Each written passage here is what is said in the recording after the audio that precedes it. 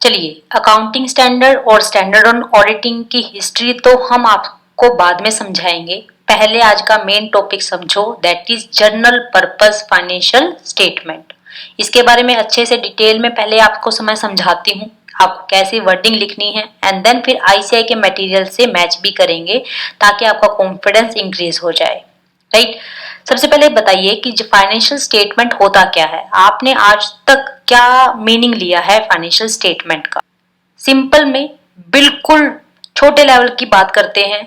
आपने ऐसे पढ़ा है फाइनेंशियल स्टेटमेंट जिसमें बैलेंस शीट या प्रॉफिट एंड लॉस अकाउंट या आपका कैश फ्लो स्टेटमेंट इंक्लूड हो तो उसको क्या कहते हो आप? Financial statement. राइट। तो फाइनेंशियल स्टेटमेंट का meaning, financial statement includes balance sheet, profit and loss account and cash flow statement. लेकिन कैश फ्लो स्टेटमेंट हर एक कंपनी के लिए बनाना जरूरी नहीं है। कुछ वॉलंटरी केस में बना लेते हैं, कुछ कंपनी के लिए कंपलसरी रखा गया है। यदि मैं आपको बोलूं तो 1 पर्सन कंपनी या स्मॉल कंपनी या डोरमेंट कंपनी, आई होप आपको ये मीनिंग आते हैं। यदि कोई बात नहीं आते हैं तो अभी थोड़ा सा लेक्चर को आगे जाने दो, ये टॉपिक मेरा पूरा कंप्लीट होने दो, एंड देन फिर मैं आपको कंपनी लॉ की इन 3 डेफिनेशंस को भी समझा दूंगी कि 1 पर्सन कंपनी क्या होता है, स्मॉल कंपनी क्या है या डोरमेंट कंपनी क्या है। राइट। इनके लिए कैश फ्लो स्टेटमेंट का बनाना कंपलसरी नहीं है। ठीक है। हाँ, वॉलंटरी बेस पर ये बना सकते हैं। तो यदि हम ओपीसी, स्मॉल कंपनी या डोरमेंट कंपनी के फाइनेंशियल स्टेटमेंट की बात करेंगे तो इनके लिए कैश फ्लो स्टेटमेंट नहीं आएगा। ठीक है, ये बात याद रखेंगे। अच्छा, क्या ये 3 ही फाइनेंशियल स्टेटमेंट में आते हैं? क्या और कुछ भी आता है? बिल्कुल आता है। 2 चीजें और आपको याद रखनी है। कहते वो क्या?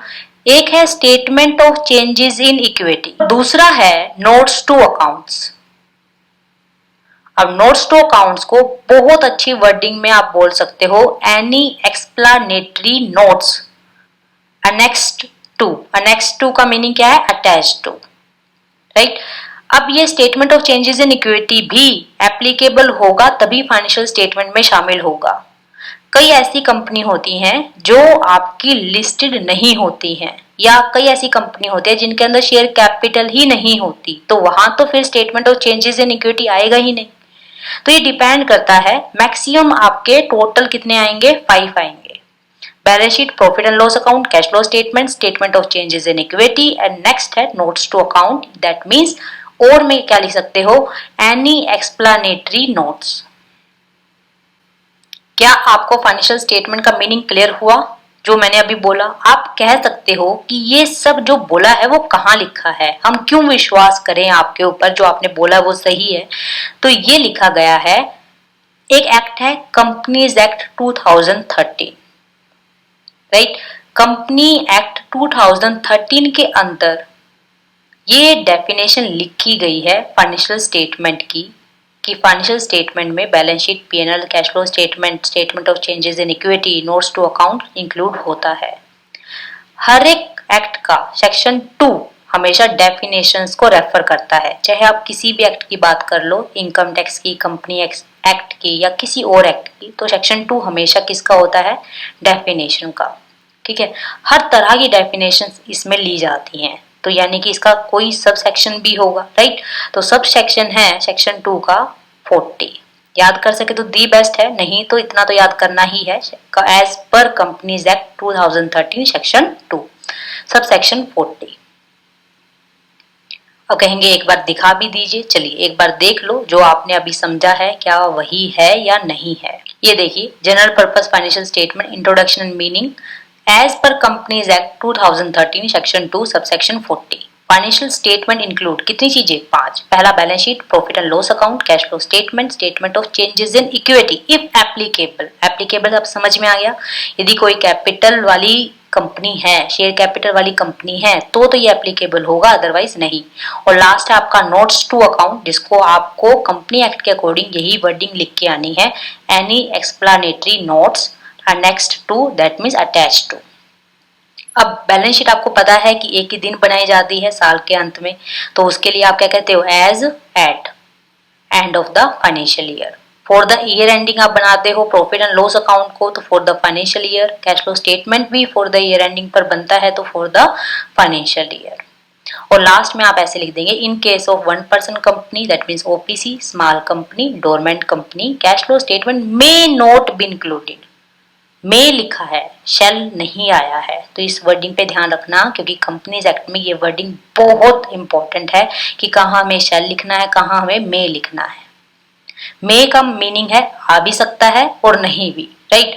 यानी कि इनकी इच्छा है, वॉलेंट्री बेस पर कैश फ्लो स्टेटमेंट को ये कंपनियां शामिल कर सकती हैं, लेकिन कंपलसरी नहीं है। मे not be included in financial statement. यहाँ तक बात क्लियर हो गई अच्छे से, मैंने पढ़ा दिया आपको। अभी मिलाएंगे जब हमारा टॉपिक पूरा हो जाएगा आईसीआई के मटेरियल से।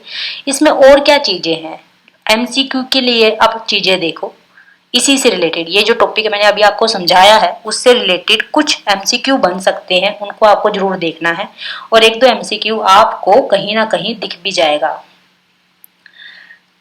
हम ये कहेंगे कि क्या रिपोर्ट्स बाय डायरेक्टर आपकी फाइनेंशियल स्टेटमेंट में शामिल होता है या नहीं होता है। तो रिपोर्ट बाय डायरेक्टर क्या मैंने लिखवाया ऊपर, नहीं लिखवाया, दैट मीन्स फाइनेंशियल स्टेटमेंट में ये शामिल नहीं किए जाते। तो financial statement doesn't include reports by directors। और क्या हो सकता है, क्या और चीज शामिल करने के लिए एमसीक्यू पूछ सकता है आपसे, या करेक्ट इनकरेक्ट की फॉर्म में आ सकता है स्टेटमेंट बाय द चेयरमैन। और कुछ हो सकता है, यस एक लास्ट और ले लो, discussion and analysis by the management. ये फाइनेंशियल स्टेटमेंट में शामिल नहीं होती। ये तो बहुत आसान था कि चलो ठीक है 5 वर्डिंग बोला है, आप नहीं बोलते तब भी हम कर लेते इसको, राइट। तो कहाँ आती हैं ये reports by director, statement by the chairman, discussion and analysis of management, कहाँ शामिल होती हैं ये भी तो समझना है। यस इसका आंसर है कि ये आपकी एनुअल रिपोर्ट में शामिल की जाती हैं। एनुअल रिपोर्ट कहें या फाइनेंशियल रिपोर्ट कहें, उसके अंदर ये सभी चीजें शामिल की जाती हैं। ठीक है, क्लियर होगी कहानी, समझ में आया। कहते ये लिखा है आपने, बिल्कुल लिखा है। चलिए ये भी दिखा देती हूँ आपको, सब चीजें लिखे मिलेंगी, टेंशन नहीं लो, ये नोट्स में लिखवाया मैंने आपको। General purpose financial statement include balance sheet, statement of profit and loss, cash flow statement, statement of changes in equity, notes to account. ये तो आसान भाषा में समझाने के लिए था। इट डजंट इंक्लूड, पहला reports by director, second statement by the chairman, third discussion and analysis by the management. तो ये कहाँ शामिल होती है, एनुअल रिपोर्ट को या फाइनेंशियल रिपोर्ट में। सप्लीमेंट्री शेड्यूल यदि वर्ड आता है तो उसको कहते हैं नोट्स टू अकाउंट्स।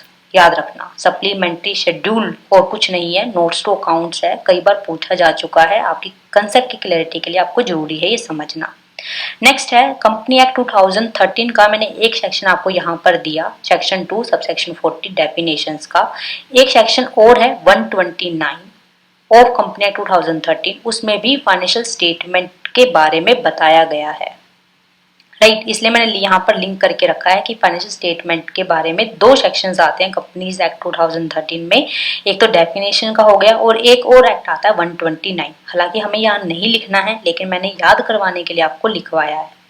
अब ये सेक्शन 129 के आपके सिलेबस में है, बिल्कुल है। जो मैंने आपको स्टार्टिंग में बताया कि आपको चैप्टर्स में कंपनीज एक्ट पढ़ना है तो वहां काम आएगा, तो एक्स्ट्रा कुछ नहीं है। ऐसा मत समझो कि ये हमें नहीं पढ़ना है, लेकिन मैंने आपको इस तरीके से प्रेजेंटेशन करके देना है ताकि आप एग्जाम में आपको पता हो कि कितनी चीजें मुझे लिखनी है, कितना मैटर मुझे हर क्वेश्चन में लिख के आना है, ताकि आपकी क्लैरिटी अच्छे से हो, राइट।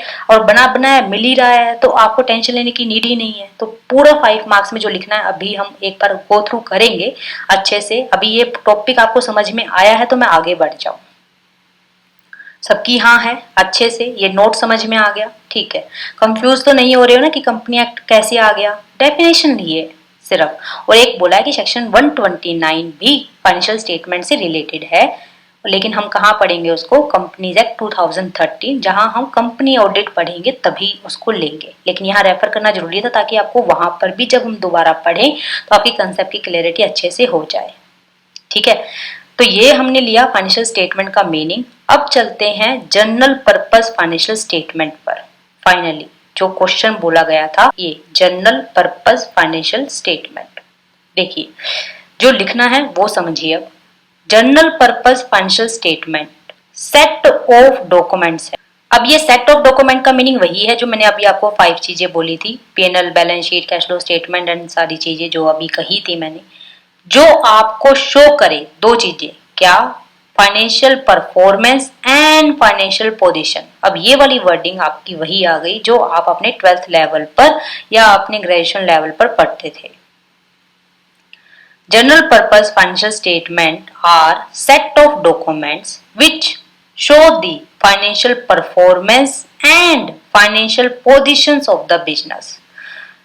ये सभी डॉक्यूमेंट जो बिजनेस की फाइनेंशियल परफॉर्मेंस को और फाइनेंशियल पोजीशन को शो करें उन सबको बोलते हैं जनरल पर्पस फाइनेंशियल स्टेटमेंट। ठीक है, क्लियर होगी कहानी? अच्छे। अब ये फाइनेंशियल परफॉर्मेंस को शो करने के लिए कौन से डॉक्यूमेंट है और फाइनेंशियल पोजीशन को शो करने के लिए कौन से डॉक्यूमेंट है? बहुत आसान। फाइनेंशियल परफॉर्मेंस के लिए आप बनाते हो statement of profit and loss, simple में प्रॉफिट एंड लॉस अकाउंट। ठीक है, और पोजीशन को, फाइनेंशियल पोजीशन को शो करने के लिए क्या बनता है? सिंपल में बैलेंस शीट। दैट्स इट, हो गया काम। अब इसको पढ़ लो। यहाँ देखिए, general purpose financial statement are set of documents which show the financial performance and financial positions of the business. अब फाइनेंशियल परफॉर्मेंस का मीनिंग क्या है? देखो, to show the financial performance statement of profit and loss is prepared. अब ये पूरे साल भर का होता है तो for a time period with this show end result of the business operations for a period. ठीक है, and result that means profit आया या लॉस आया, राइट। फाइनेंशियल पोजीशन कैसे शो करते हो? बैलेंस शीट के थ्रू, जिसमें एसेट और लायबिलिटी के बारे में बताते हैं कि एक गिवन डेट पर, एक टाइम पर आपके बिजनेस में कितनी एसेट और कितनी लायबिलिटीज हैं। तो ये देखिए, balance sheet is prepared as on given date. This reflect, क्या शो करती है? The position of asset and liability of the business as on given date. ये वर्डिंग क्लियर हो गई, अच्छे से मीनिंग क्लियर हो गया। फाइनेंशियल स्टेटमेंट का मीनिंग अच्छे से कर दिया मैंने आपको, एमसीक्यू जितने निकल सकते थे वो भी समझा दिया अब तक, और साथ में एक जनरल मीनिंग भी बोल दिया जो आपको लिख के आना है। क्या इतना सफिशिएंट है? बिल्कुल सफिशिएंट है। यहाँ पर आप अब एक और चीज लिखेंगे कि फाइनेंशियल स्टेटमेंट की जो डेफिनेशन है ना वो आपके एसए में भी मेंशन की हुई है, स्टैंडर्ड ऑन ऑडिटिंग। हालांकि मैंने हिस्ट्री नहीं समझाई है और मैंने बोला है आपके सिलेबस में एसए है, तो आपका एक एसए नंबर है 700। और डरो मत, 700 का नाम सुन के ऐसा लगेगा कि यार हमें 700 ऐसे पढ़ने हैं, नहीं पढ़ने हैं। मैंने बोला पहले ही आपको टोटल 35 मैक्सिमम ऐसे हैं आपके। ऐसे 700 आपको जनरल पर्पस फाइनेंशियल स्टेटमेंट के बारे में कुछ बोलता है। जनरल पर्पस फाइनेंशियल स्टेटमेंट के बारे में ये ऐसे कहता है कि जो भी financial statement general purpose framework के अकॉर्डिंग बनाए जाएं वही होते हैं जनरल पर्पस फाइनेंशियल स्टेटमेंट। कहते नहीं समझ में आया? वो सभी फाइनेंशियल स्टेटमेंट जो प्रिपेयर किए जाएं in accordance with the general purpose framework. कहते एक और टेक्निकल वर्ड आ गया कि जनरल पर्पस फ्रेमवर्क क्या है। यही तो खूबी है ऑडिट की कि हर एक वर्ड से वर्ड निकलेगा आपका। दोबारा से बोलती हूँ, आएगा समझ में, डोंट वरी। देखिए, जो आप फाइनेंशियल स्टेटमेंट बनाते हो उनको यदि आप जनरल पर्पस फ्रेमवर्क के अकॉर्डिंग बना दो तो उन्हीं को एसए 700 कहता है जनरल पर्पस फाइनेंशियल स्टेटमेंट। तो आप कैसे लिखेंगे? General purpose financial statement are those financial statements which are prepared in accordance with the general purpose framework। किसने कहा है ये? एसए 700 ने कहा है। एसए 700 ने आपको ये कहा है कि कोई भी ऐसी फाइनेंशियल स्टेटमेंट जो जनरल पर्पस फ्रेमवर्क के अकॉर्डिंग हो उसी को हम कहेंगे जनरल पर्पस फाइनेंशियल स्टेटमेंट। तो अब क्वेश्चन आता है कि what is the general purpose framework. General purpose framework एक ऐसा स्ट्रक्चर है, एक ऐसा ढांचा है जो डिजाइन सिर्फ इसीलिए किया गया ताकि आप बहुत सारे यूजर्स की जो कॉमन फाइनेंशियल इंफॉर्मेशन नीड है उसको आप सेटिस्फाई कर सको। अब ये यूजर्स कौन होते हैं इसको अभी हम पढ़ेंगे। यदि मैं आपको दिखाऊं तो ये देखिए यहाँ लिखा है यूजर्स ऑफ फाइनेंशियल स्टेटमेंट। तो यहीं पर हम टॉपिक पढ़ेंगे कि यूजर्स कौन है, इनकी नीड क्या होती है, राइट। आप समझेंगे कि एक ऐसा स्ट्रक्चर आया जो बहुत सारे यूजर्स की जितनी भी नीड है, कॉमन जो नीड है उसको वो पूरा कर दे, तो उसी को हम कहेंगे जनरल पर्पस फ्रेमवर्क। आपको कोई एग्जांपल दे सकते हो इसका? बिल्कुल, आप कह सकते हो financial reporting framework. Financial reporting that means आपकी फाइनेंशियल स्टेटमेंट को रिपोर्ट करने का जो ढांचा है, जो स्ट्रक्चर है, वो इस तरीके से बनाया गया है ताकि बहुत सारे यूजर्स की नीड सेटिस्फाई हो जाए, राइट। इसी का एक एग्जांपल ले सकते हो, जैसे शेड्यूल 3 कंपनीज एक्ट में जो आप फॉर्मेट बनाते हो, शेड्यूल 3 आपने जो सीखा है अकाउंटेंसी में, वो भी आपका फ्रेमवर्क का एक एग्जांपल है। ये बात क्लियर हो गई? चलो एक बार देख लेते हैं कैसे आपको ये प्रेजेंट करना है। एसए 700 आपका नाम क्या है? Forming an opinion and reporting on financial statement. Opinion बनाना और साथ में फाइनेंशियल स्टेटमेंट पर रिपोर्ट देना। मैंने स्टार्टिंग में आपको बोला कि ऑडिट का मीनिंग ही क्या है कि चेकिंग करना, वेरिफिकेशन करना एंड देन फिर लास्ट में अपनी रिपोर्ट दे देना। तो एसए 700 रिपोर्ट पर बात करता है। और कौन सी रिपोर्ट? फाइनेंशियल स्टेटमेंट पर रिपोर्ट। और हमारा टॉपिक भी कौन सा है? फाइनेंशियल स्टेटमेंट का, राइट। इसीलिए हमें ऐसे 700 को इस क्वेश्चन में रेफर करना पड़ता है। तो ऐसे 700 क्या कहता है financial statement, general purpose financial statement के बारे में, कि वो सभी फाइनेंशियल स्टेटमेंट जो प्रिपेयर किए जाएं in accordance with the general purpose framework. अब नेक्स्ट लाइन में लिखना कि क्या होता है general purpose framework. The framework which is design, जो डिजाइन किया जाए ताकि फाइनेंशियल इंफॉर्मेशन की जो नीड है वो पूरी हो सके। किनकी? वाइड रेंज ऑफ यूजर्स, यानी कि एक दो यूजर्स की नहीं, बहुत सारे यूजर्स की। जैसे बैंकर्स हैं, आपके शेयर होल्डर्स हैं, या क्रेडिटर्स हैं, एम्प्लॉइज हैं, ये सब यूजर्स में आते हैं। तो इनकी जो कॉमन नीड है वो सेटिस्फाई हो जाए, ऐसा स्ट्रक्चर जब बनाओ तो उसी को हम जनरल पर्पस फ्रेमवर्क कहते हैं। अब एग्जाम्पल भी मैंने यहाँ पर रेफर किया हुआ है कि फाइनेंशियल रिपोर्टिंग फ्रेमवर्क एक ऐसा ही जनरल पर्पस फ्रेमवर्क का एग्जाम्पल है, जिसमें आप कह सकते हो शेड्यूल 3 भी आता है। ठीक है, ये बात क्लियर हो गई। तो यहाँ पर अब फाइनली ये वाला क्वेश्चन जो था, जो आपका 2 पेजेस पे था, वो बहुत अच्छे से कवर हो गया। एक बार दोबारा से देखो। सबसे पहले यदि शॉर्ट नोट आता है जनरल पर्पस फाइनेंशियल स्टेटमेंट का, तो आपको सबसे पहले फाइनेंशियल स्टेटमेंट का मीनिंग देना है, वो भी कंपनीज एक्ट 2013 सेक्शन 2 सबसेक्शन 40 के अकॉर्डिंग देंगे, और जिसमें आप कह देंगे ओपीसी स्मॉल कंपनी और डोरमेंट कंपनी के लिए कैश फ्लो स्टेटमेंट बनाना वॉलंटरी है, कंपल्सरी नहीं है। अब इन तीनों की definition OPC small company, dormant company की अभी देती हूँ मैं आपको, राइट। एंड देन फिर आप ऐसे 700 को रेफर करोगे। ठीक है, अपनी डेफिनेशन बाद में लिखेंगे कि जनरल पर्पस फाइनेंशियल स्टेटमेंट होता क्या है। पहले एसए को लिखोगे कि एसए 700 क्या कहता है about general purpose financial statement. ठीक है, तो जो जनरल पर्पस फ्रेमवर्क के अकॉर्डिंग बनाए जाए वही सभी फाइनेंशियल स्टेटमेंट क्या कहलाते हैं? General purpose financial statement. अब डेफिनेशन दो, जनरल पर्पस फ्रेमवर्क होता क्या है। ठीक, उसके बाद फिर आप अपनी डेफिनेशन पे आओगे, जो मैंने बोला था आपको कि वो सभी सेट ऑफ डॉक्यूमेंट जो फाइनेंशियल इंफॉर्मेशन और फाइनेंशियल पोजीशन को बताएं, उसको कहते हैं जनरल पर्पस फाइनेंशियल स्टेटमेंट। अब फाइनेंशियल परफॉर्मेंस का meaning profit and loss banana. Profit and loss बताता क्या है? आपको एंड रिजल्ट बताता है, पूरे साल में क्या रिजल्ट आया है, प्रॉफिट आया है या लॉस आया है। फाइनेंशियल पोजीशन क्या बताती है? एसेट एंड लायबिलिटी की सिचुएशन पोजीशन बताती है। उसके लिए आप क्या बनाते हो? बैलेंस शीट बनाते हो। फाइनेंशियल स्टेटमेंट सिंपल में आप क्या कहते हो? Notes to account, note any explanatory note next to account बोलते हो। नोट्स टू अकाउंट तो आपने अकाउंटेंसी में बहुत बार बोला, इसलिए उसको याद रखने के लिए मैंने यहाँ पर लिखा। नेक्स्ट एक एमसीक्यू बोला कि reports by director, statement by the chairman, discussion and analysis by management. ये सब आपकी आती तो है रिपोर्ट में, लेकिन कौन सी रिपोर्ट में आते हैं? फाइनेंशियल रिपोर्ट या एनुअल रिपोर्ट में ली जाती हैं, राइट।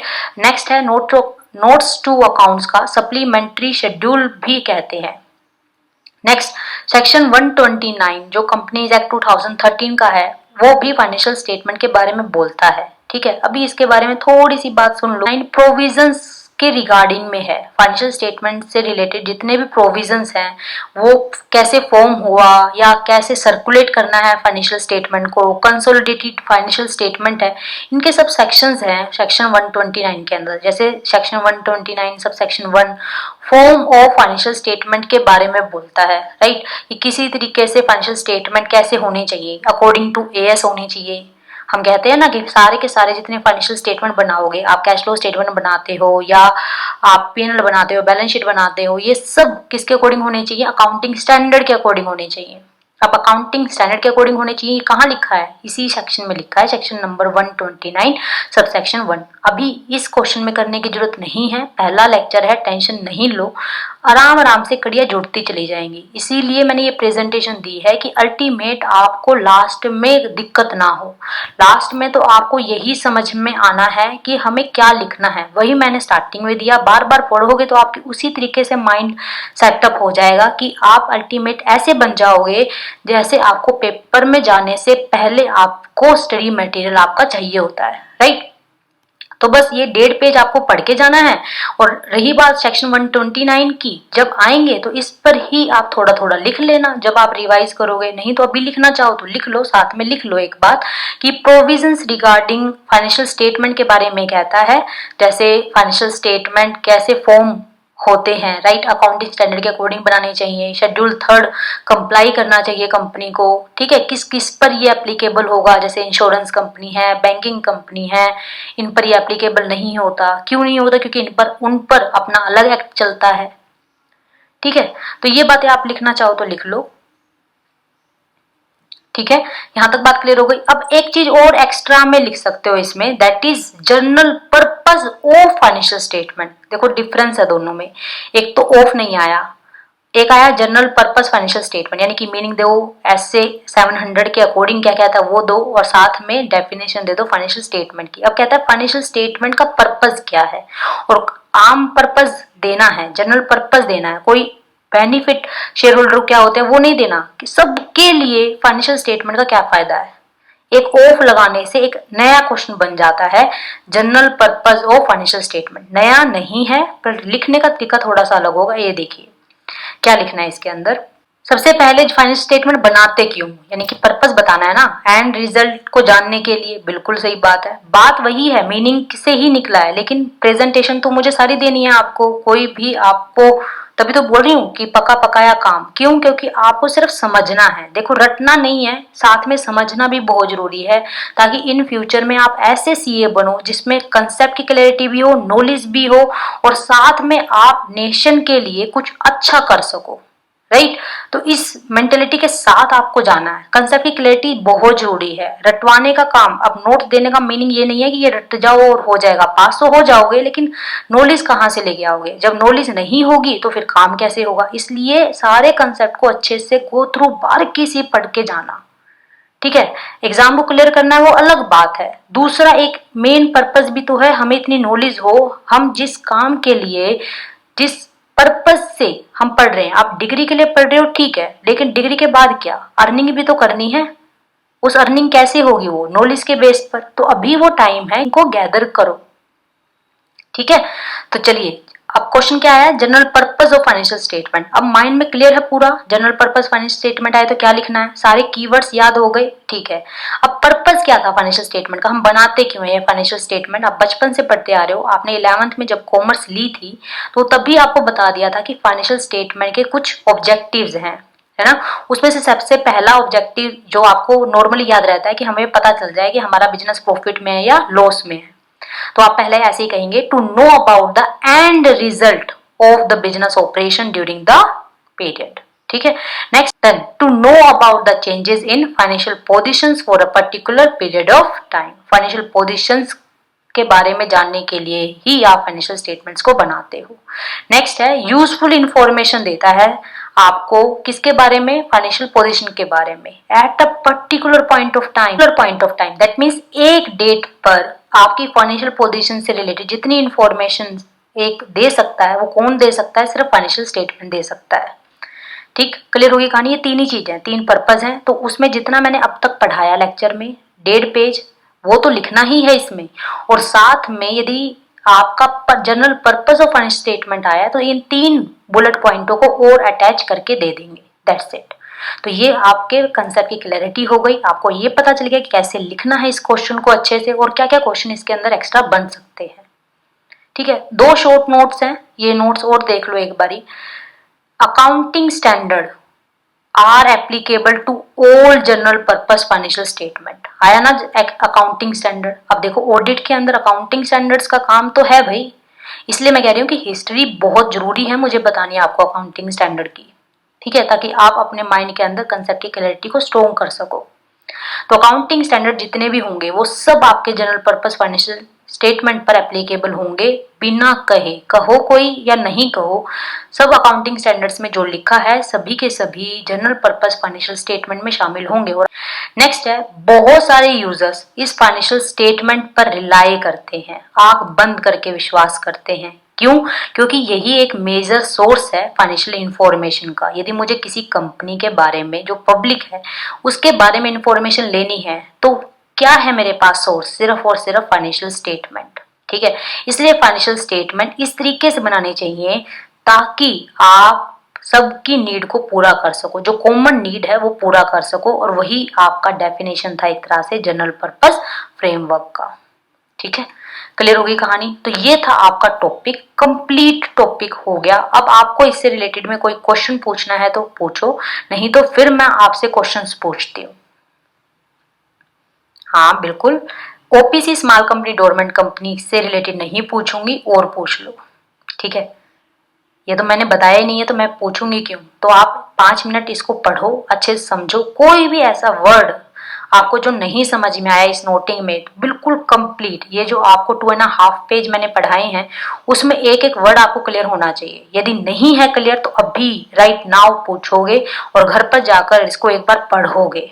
ठीक है आपको, राइट? तो पहले आप पढ़ो अच्छे से और मुझे बताओ कि कौन सा ऐसा वर्ड है जो आपको समझ में नहीं आया है। एक एक वर्ड को गहराई से समझो। चलिए।